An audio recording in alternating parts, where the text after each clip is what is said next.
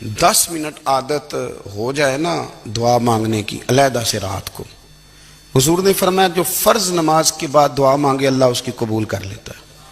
نبی پاک صلی اللہ تعالی علیہ وسلم نے فرمایا اللہ مسافر کی دعا قبول فرماتا ہے۔ حضور نے فرمایا اللہ مظلوم کی دعا قبول فرماتا ہے۔ حضور نے فرمایا بیمار سے دعا کراؤ اللہ اس کی دعا قبول فرماتا ہے۔ میرے نبی پاک نے فرمایا ماں باپ جب بھی اولاد کے لیے ہاتھ اٹھائیں، ویسے تے بلے شاہ تو آسمانی اڑ دیا ہی پھڑ دیں، جڑا گھر بیٹھا انہوں بڑھیا ہی نہیں۔ حضور فرمانے لگے ماں باپ جب بھی اولاد کے لیے دعا فرمائیں اللہ ان کی دعا کو قبول کرتا ہے۔ آپ اپنا تعلق بنائیں دعا کے ساتھ، عبادت کے ساتھ، مصلی کے ساتھ رشتہ بنائیں، استغفار پڑھیں۔ صلاح الدین ایوبی صلیبی جنگوں میں تھے، رات کو مسجد اقصی میں نماز پڑھی تو پریشان تھے۔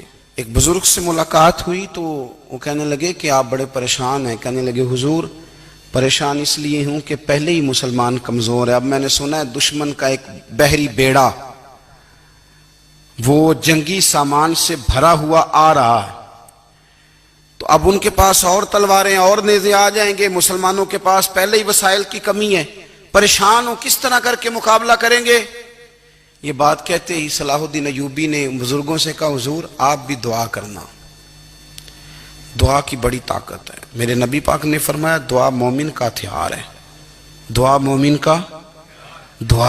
کا حضور نے فرمایا تقدیر کو سوائے دعا کے کوئی چیز نہیں بدل سکتی۔ دعا مومن کا ہتھیار ہے، یہ کافر کے پاس کوئی نہیں، یہ ہتھیار ہے مومن کا۔ اللہ کرے آپ کو سمجھ آئے، پھر سنیں کئی بار کہہ چکا ہوں یہ ہتھیار ہے۔ کافر کے مقابلے میں جو تیرے پاس سب سے بڑا ہتھیار ہے وہ دعا ہے۔ دعائیں کرانی چھوڑ دی، کرنی چھوڑ دی، لینی چھوڑ دی۔ حضرت سیدنا انس بن مالک رضی اللہ تعالیٰ عنہ فرمایا کرتے تھے میں نے وہ رنگ دیکھا ہے جب حضور دعا مانگتے تھے اور حضور کی مقدس آنکھوں میں آنسو بھی ساتھ ہی بہا کرتے تھے، میں نے وہ انداز دیکھا ہے۔ تو صلاح الدین ایوبی بزرگ سے کہنے لگے آپ بھی دعا کیجئے، اور خود رونے لگے اور سر سجدے میں رکھ کے رونے لگے، اور عشاء سے لے کر فجر تک روئے، خوب روئے۔ صبح وہ بزرگ آئے تو صلاح الدین ایوبی کا خوبصورت اور ہنستا ہوا چہرہ دیکھا، کہنے لگے آپ بڑے خوش ہیں، رات تو میں نے بڑے روتے ہوئے دیکھا تھا۔ تو کہنے لگے حضور وہ جو بحری بیڑا آ رہا تھا نا وہ پانی میں ڈوب گیا ہے، اب وہ نہیں آ رہا، ابھی خبر آئی ہے تو میں بڑا خوش ہوں۔ بزرگ کہنے لگے اٹھ سینے سے لگ، اور سن ایک بات، وہ بحری بیڑا پانی میں نہیں ڈوبا، وہ تیرے آنسوؤں میں ڈوب گیا ہے۔ وہ جو تو رات رویا ہے نا رب کریم کی بارگاہ میں تو وہ ڈوب گیا ہے۔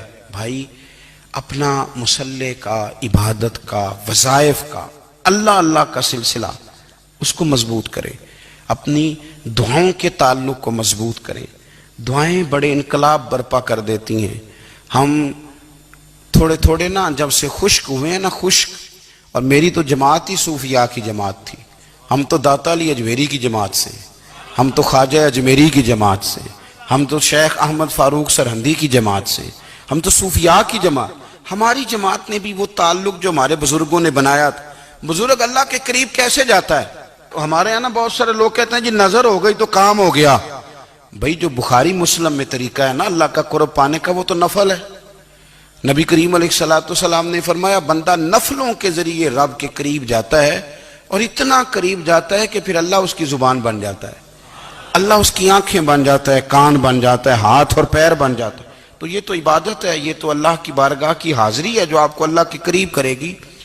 تو نماز کو اہمیت دے کے ادا کریں، نمازیں موبائل بند کر کے ادا کریں۔ لیکن نا کچھ لوگ کہتے ہیں مجھے ٹائم نہیں ملتا نماز کا، تو میں کہتا ہوں یہ آپ نے بڑی جرت کی بات کی ہے۔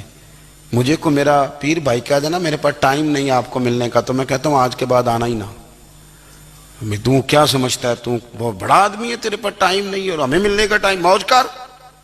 تو آپ نے اللہ رسول کو کہہ دیا ٹائم نہیں، اور عجیب فلسفہ ہے نا، کہا جائے نماز پڑھنے آؤ تو کہتے ہیں کپڑے ٹھیک نہیں، اگر کہا جائے کہ آؤ ذرا دعوت پہ چلیں تو کہتے ہیں 1 منٹ ٹھہر میں کپڑے بدل کے آیا۔ نماز کے لیے کہا تو کہتے ہیں ٹھیک نہیں، دعوت کے لیے کہا تو کہتے ہیں میں ذرا تیاری کر لوں، یوں جانا مناسب نہیں۔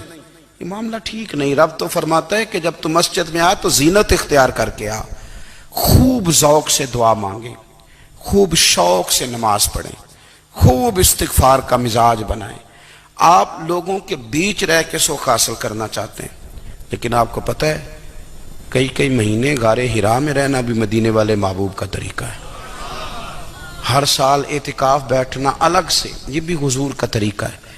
مسجد نبوی کے اندر دروازہ کھلتا تھا نبی کریم کا، پر گھر کے اندر نفل پڑے نبی پاک نے، اور حضور فرماتے ہیں کچھ نفل نماز گھر میں بھی پڑھا کرو، گھر کو قبرستان نہ بناؤ۔